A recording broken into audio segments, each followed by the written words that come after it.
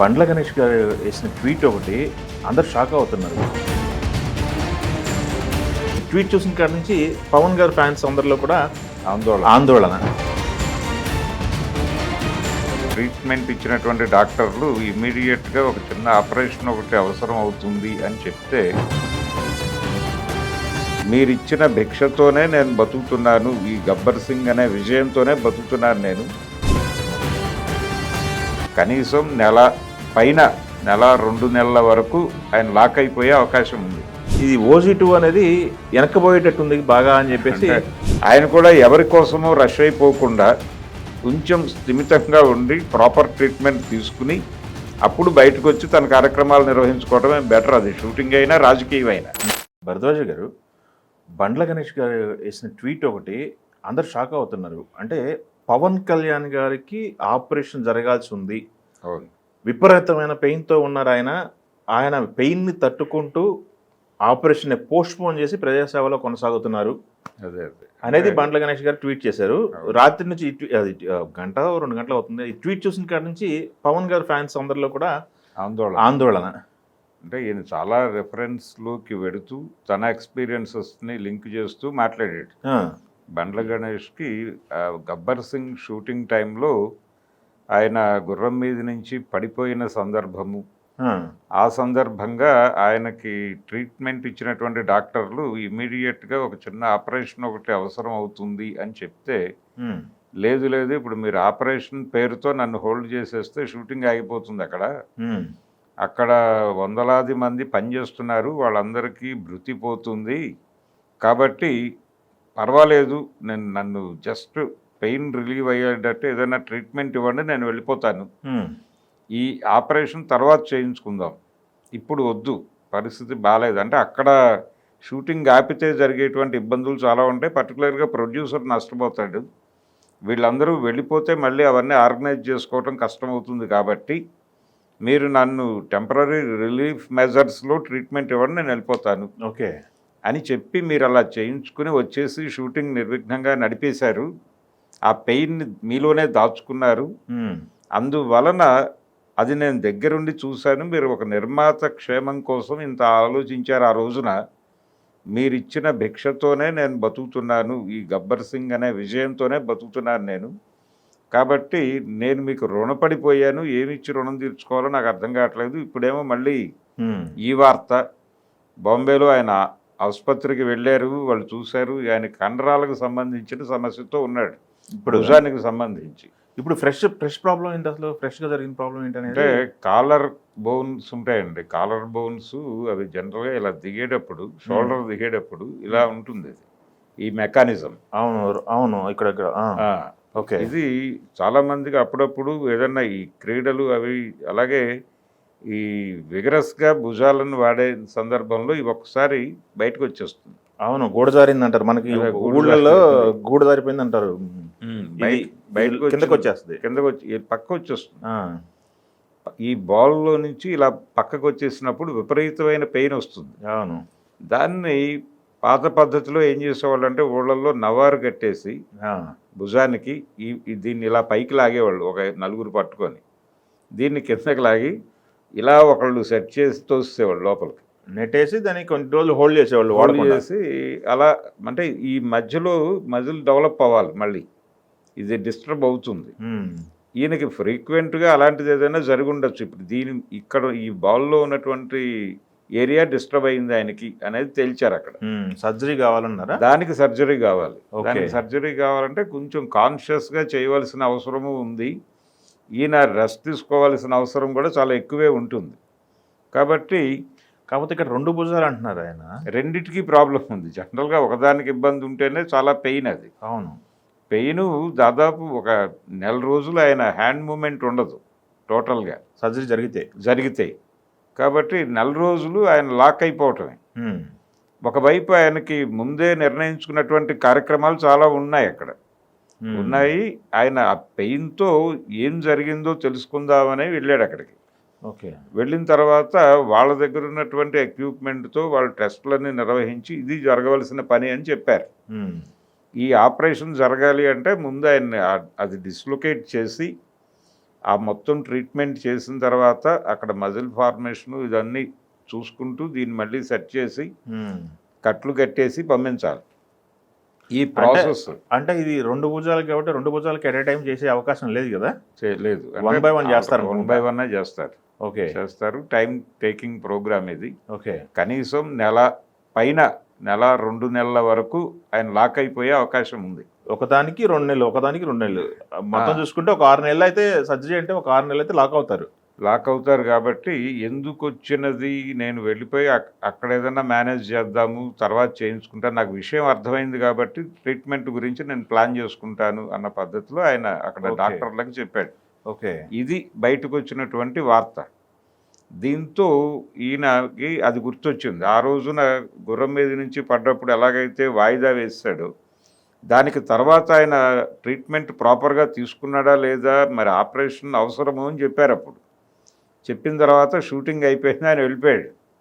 ఆ తర్వాత పర్సనల్గా ఆయన తిరిగి డాక్టర్ దగ్గరికి వెళ్ళి దానికి ట్రీట్మెంట్ ఇచ్చుకున్నాడా లేదా అనేది తెలియదు. అంటే ఆ ఏజ్లో ఒకసారి క్యూర్ అయిపోయిన తర్వాత అది అయిపోయిందిలే అని అనిపిస్తుంది, కానీ తర్వాత ఎప్పుడూ అది తిరగబెడుతుంది. కాబట్టి ఏ పెయిన్కి ఏ టైంలో ఏ ట్రీట్మెంట్ ఇవ్వాలో ఆ ట్రీట్మెంట్ జరిగి తీరాలి. లేకపోతే అది క్రమంగా ఇబ్బందికరంగా మారి అసలు నడవలేని పరిస్థితికి లీడ్ చేయొచ్చు. ఓకే, నిజానికి ఈయన ఆ రోజునే అక్కడి నుంచి షూటింగ్ అయిపోయిన తర్వాత ఫర్దర్గా ఈయన ఫాలో అప్ చేసి, షూటింగ్ అయిపోయింది, మనం రిలాక్స్ అయిపోయాము, సినిమా సక్సెస్ అయిపోయింది, ఇప్పుడు ట్రీట్మెంట్ వ్యవహారం ఆలోచిద్దాం, ఆ రోజు జరిగినటువంటి సంఘటన అని అలా మొబలైజ్ చేసి కొంచెం ముందడుగు వేసుంటే అలా ఉండేదో. ఆ ఎక్స్పీరియన్స్ ఏమీ చెప్పలేదు ఈయన ట్వీట్లో. అదే అంటే నాకు ఇప్పుడు మాట్లాడుతుంటే ఒకటి అర్థం అవుతుంది, ఒక మేజర్ సర్జరీ అయితే అవసరం, దీనికి ఎట్లేదన్నా సర్జరీకి పోతే 6 నెలలు పోతుంది. సో మొన్ననే ఫ్రెష్గా OG2 ఒకటి అనౌన్స్ చేశారు. అవును, అందరూ ఎగరగా వెయిట్ చేస్తున్నారు, OG2 కోసం ఈయన కసరత్ చేస్తున్నారు, త్వరలో పట్టాలెక్కేస్తుందని చెప్పేసి. అవును. బట్ ఇప్పుడు చూసుకుంటే ఇది OG2 అనేది వెనక్కిపోయేటట్టుంది బాగా అని చెప్పేసి.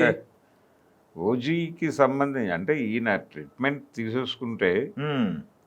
తీసుకుంటే అది నడిచిపోతుంది. అదే ప్రమాదకరమైన వ్యవహారం ఏం కాదు, జనరల్గా జరుగుతున్నాయి.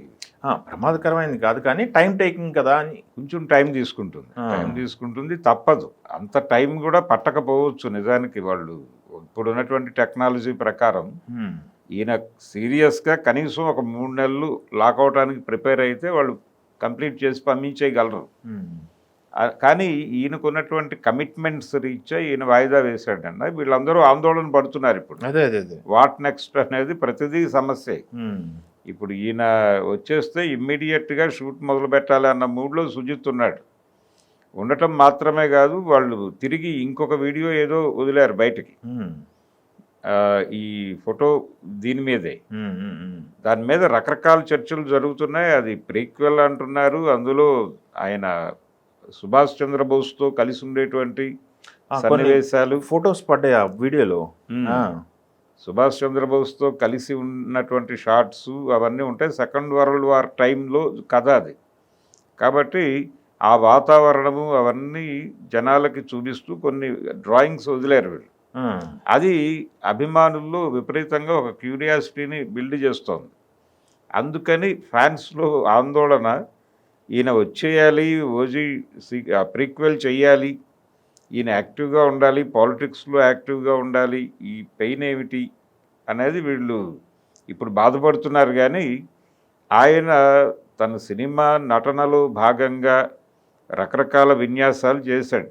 అవును, అంటే ఆడియన్స్ని థ్రిల్ చేయటం కోసం చేసినటువంటి విన్యాసాల తాలూకా, ఆ కష్టం తాలూకా, ఈయన వాయిదా వేసుకున్న పెయిన్స్ అన్నీ కూడా ఇప్పుడు వాటి పని అవి చేస్తున్నాయి. ఇప్పుడు వాటిని కంట్రోల్ చేసి ప్రాపర్గా కంట్రోల్ చేసి వచ్చేస్తే ఆయన మళ్ళీ హ్యాపీగా సినిమాలు చేసుకోగలుగుతాడు, హ్యాపీగా రాజకీయాలు చేసుకోగలుగుతాడు. సో ఆయనకు ఆ టైం ఇచ్చి తీరాలి. ఇప్పుడు ఎవరు రష్ చేయవలసినటువంటి సందర్భం కాదు. అదే ఆయన కూడా ఎవరి కోసమో రష్ అయిపోకుండా కొంచెం స్థిమితంగా ఉండి ప్రాపర్ ట్రీట్మెంట్ తీసుకుని అప్పుడు బయటకు వచ్చి తన కార్యక్రమాలు నిర్వహించుకోవడమే బెటర్. అది షూటింగ్ అయినా రాజకీయం అయినా. అలా కాకుండా అప్పట్లాగా సర్లే చూద్దాం అశ్రద్ధ చేస్తే ఇది ఇంకొంచెం ప్రమాదకరంగా మారే అవకాశం ఉంది. అంటే అశ్రద్ధ చేయటం అంటే వీళ్ళు ఖాళీగా ఉండరు. అదే ఆ భుజాలకి ఏదో ఒక యాక్టివిటీలో ఉంటారు. ఆ యాక్టివిటీలో ఉంటే అది అనుక్షణం డిస్టర్బ్ అవుతూనే ఉంటుంది. ఆ డిస్టర్బెన్స్ లేకుండా చేసుకునే పరిస్థితిలో వీళ్ళు ఉండరు కాబట్టి చేయించుకోవడమే బెటర్. చేయించేసుకున్న తర్వాత హ్యాపీగా రెస్ట్ ఏదో తీసేసుకుంటే హ్యాపీగా వచ్చేసి అన్ని పనులు చేసుకోవచ్చు. ఎందుకు దాన్ని నెగ్లెక్ట్ చేయాలి అనేది. బహుశా బండ్ల గణేష్ ఆ ఆందోళనతో ఈయన మళ్ళీ వాయిదా వేస్తాడనే బాధతో ఈ ఈ విషయాన్ని ఇప్పుడు ఆయన ఓపెన్ డయాస్ మీద పంచుకున్నాడేమో అనిపిస్తుంది. అదే, లేకపోతే అతను చెప్పే వరకు ఇంత ప్రాబ్లం ఇంత సివియర్ ఉందని ఎవరికి తెలియదు కదా. అవును, నాకు తెలిసి బండ్ల గణేషే ఒక రకంగా పవన్ కళ్యాణ్ ఆరోగ్యం గురించి బయటపెట్టాడు ఇప్పుడు. అందరికీ అంటే అది అక్కడి నుంచి క్యారీ ఫార్వర్డ్ అవుతున్న పెయిన్స్ అన్నీ ఇలా పరిణామం చెందుతున్నాయి అనే ఇండికేషన్ ఇచ్చాడు ఆయన. చూద్దాం మరి, ఇది బయటకు తెలిసింది కాబట్టి అందరూ ఆయనకి సజెస్ట్ చేస్తారా పవన్ కళ్యాణ్ గారికి, వాళ్ళ అన్నగారు చిరంజీవి గారి దగ్గర నుంచి. అవును, ఆరోగ్యం అంటే అందరూ కూడా. అవును, అది డెఫినెట్గా అంటే వన్స్ ఫర్ ఆల్ ఒక 3 months ఎంతో హోల్డ్ అయిపోతే మిగిలిన కార్యక్రమాలు చేసుకోవచ్చు ఆయన అక్కడే ఉండి. ఇది ఆపరేషన్ అయిపోయిన తర్వాత నిజానికి ఈ తరహా ఆపరేషన్స్ చేయగలిగినటువంటి టాలెంటెడ్ డాక్టర్స్ అక్కడ కూడా ఉన్నారు. విజయవాడ గుంటూరులో కూడా ఉన్నారు. ఓకే. కాబట్టి ఇప్పుడు విషయం అర్థమైంది కాబట్టి వాళ్ళని లింక్లోకి తీసుకుంటే అయిపోతుంది. అదే గతంలో చిరంజీవి గారికి కూడా ఇలాంటి సందర్భం వచ్చినప్పుడు ట్రీట్ చేసింది వాళ్ళే. ఓకే. ఆయనకి సంఘర్షణ సినిమా టైంలో కాలు ఇదైపోయింది. ఒక ఫైట్లో ఆయన ఎగిరి దూకి పొలంలో జరిగే ఫైట్ అది. అక్కడ బంకమట్టి ఉంది, వీళ్ళు చూసుకోలేదు. ఆయన అలా ల్యాండ్ అయ్యేసరికి కాలు వెళ్ళిపోయింది. వెళ్ళిపోయి ఇక్కడ ట్రీట్మెంట్ చేసి ఆ తర్వాత లండన్ పంపించి అక్కడ ట్రీట్మెంట్ చేయించి పట్టుకొచ్చారు. ఓకే. అప్పుడు కూడా షూటింగ్ వాయిదా పడిపోయింది. అది ఒక 3 నెలలు లాక్. అది ఈ మధ్య కాలంలో ఎక్కడో గుర్తు చేసుకున్నాడు ఆయన. ఓకే. తిరుగులేని మనిషి షూటింగ్ అప్పుడు ఎన్టీఆర్ నువ్వు ఎక్కువ దూకద్దు, ఏదైనా ప్రమాదం జరిగితే నిర్మాతకు ఇబ్బంది కలుగుతుంది అని వార్నింగ్ ఇచ్చాడు ఆయన. నాకు అప్పుడు అర్థం కాలేదు, తర్వాత అర్థమైంది, నాకు కాలు ప్రాబ్లం వచ్చినప్పుడు నాకు అర్థమైంది అని చెప్పాడు ఆయన. కాబట్టి ఆ కేర్ ఉండాలి, ఇన్ టైంలో ట్రీట్మెంట్ జరగాలి. ఇప్పుడు గుర్తించారు కాబట్టి ఇన్ టైంలో జరిగిపోతే బెటర్. ఓకే. మిగిలిన విషయాలు తాత్కాలికంగా వాయిదా వేయటం వల్ల ఏమీ కాదు. Okay, thank you.